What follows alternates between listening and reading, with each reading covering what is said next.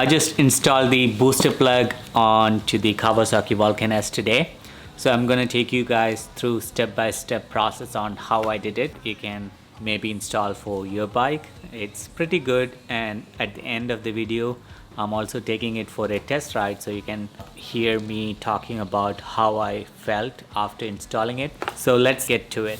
So mine is a 2017 model, so if you're ordering from the booster plug website, they have two versions, one for 2015 and 2016 and one for 2017 and newer. So make sure you are ordering the right one for your bike based on the model year.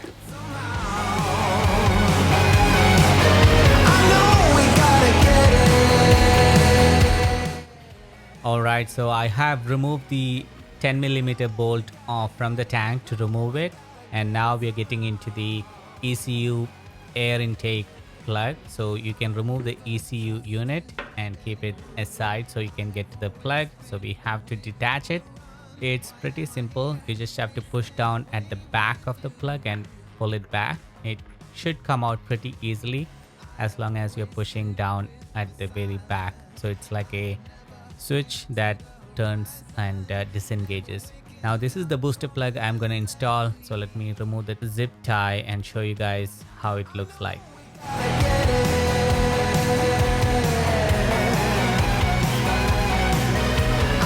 On the booster plug there is a female version that goes into the air intake sensor onto the bike, and the other end goes to the plug that we previously removed that was coming out. So the female portion goes in and you should hear a click. Then the male portion goes into the old plug that was going in from the bike previously. Now that is done, put the ECU unit back and attach the bracket with the screw. That's all to it. That's pretty much the installation. The rest of the time that I consumed, almost an hour or less, is to ensure that I'm not pinching in any of the cables. So I played around with the tank position. I made sure that the plug on the wire has free play so that I'm not pinching in. So I just ran it through the side. Here you can see I'm just playing around with the wire to see if I have enough length to bring it to the front. Then I put the tank back just to ensure that without applying any force, I can put the tank onto the screw holes properly. So that will tell me that I'm not pinching anything. Otherwise, even if there is anything stuck underneath the tank, the holes won't line up. All right, after the tank is in place, now it's time to make sure the sensor of the wire sits somewhere in the front of the bike so that there is enough cool air flowing into that position. So I just decided to keep it using the notch at the front, and I decided to tighten up the bolts so the tank is fixed so I can play around with the sensor in the front later. Let me show you guys how the sensor is placed in the front. So I used the existing cable arrangement, the notch that was on the bike itself. I fished the sensor through that existing notch so that it stays there. I wanted to test ride before applying a zip tie. Right now it's just a free play, but as long as I stretched the sensor all the way to the front, there is nothing hanging loose underneath the tank. It has only slight play, but that's fine once I zip tie it. Here you can see how I have routed the cable. It's a pretty small space, but I can see that it's not pinched in to anything. So just make sure that you're not applying any pressure on those cable because of the tank, and you have enough wiggle room. That's the starting point of the cable through underneath the tank, and then it comes all the way to the front, and there is a cable management at the front. So I use the existing notch to fish the sensor through that hole. All right, now it's time to put all the other cover back, starting with the 10mm bolt up front and one at the back. And now we have to put the side cover. So this has two notches that goes in like that, and it also has like a groove into it that goes underneath the tank side panel. So you just have to push it from the bottom and you can slide it through to the front. So that's what I did. I put the groove under the tank edges and then I slid it towards the front.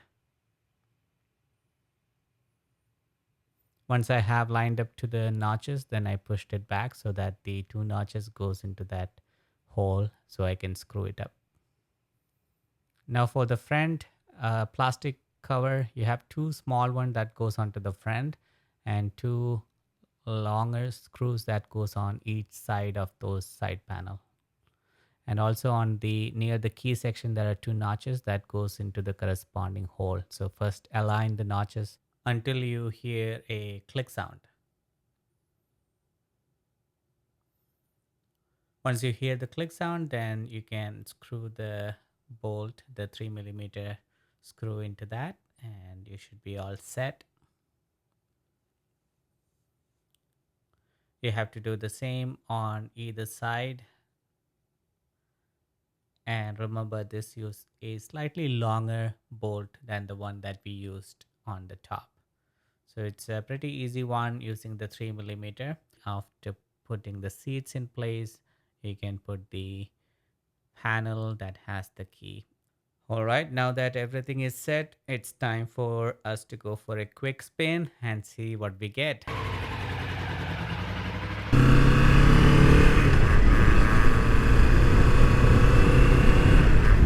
Hey guys, so after putting the booster plug, this is the first time I'm riding it, so let's see what changes I feel.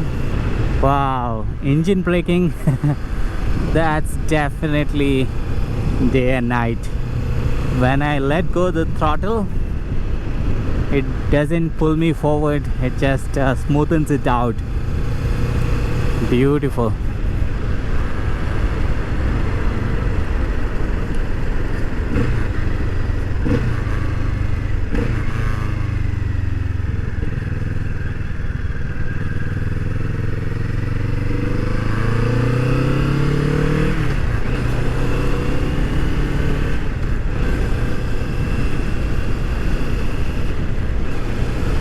Yep, I can definitely feel the difference because previously when I changed the gear and let go the throttle, there is definitely that jerkiness, and now it's completely gone.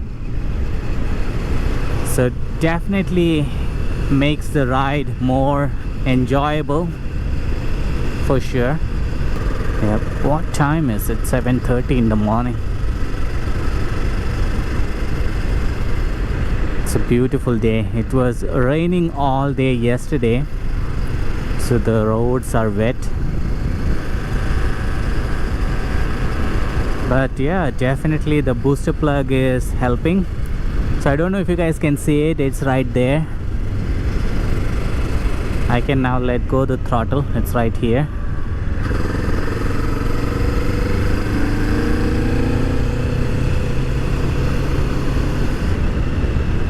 I have to zip tie it. Right now I'm using the existing cable notches to pull it through, and it's staying there.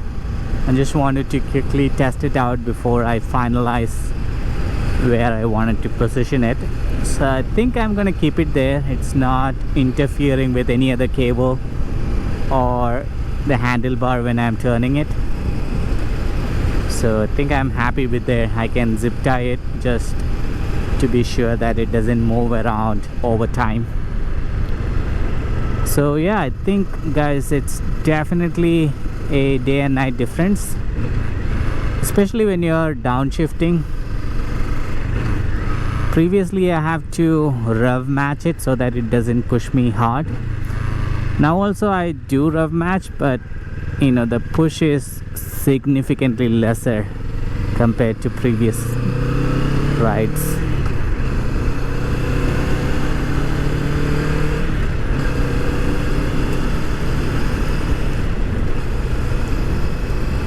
Beautiful. So yeah, I definitely recommend doing this. It's less than 5 minutes to plug it in as they're advertising. So as per the manual, it says it takes less than 5 minutes to complete the installation. I mean, I agree that it takes less than 5 minutes to unplug and plug the booster plug back in.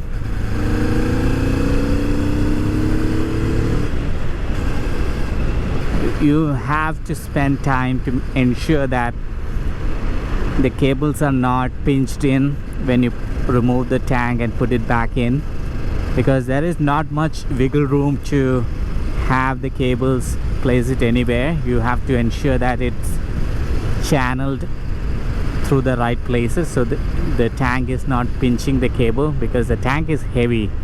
Once you put gas, it's gonna be more heavy.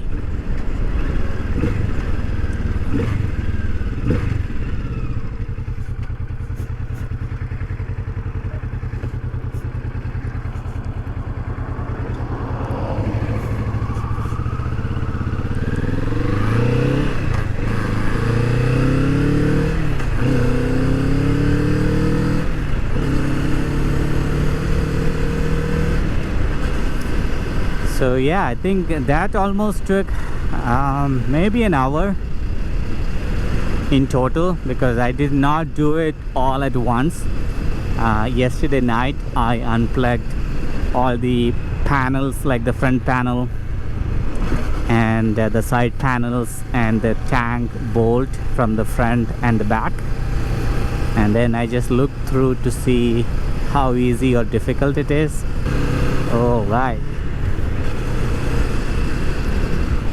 Alright guys, so that's all for today. Quick video. I would highly recommend to check out the booster plug, because it's a enjoyable and easy mod that will bring definitely a smoother riding experience back to the bike. I mean, it's kind of smooth from the factory, but the booster plug even makes it much smoother.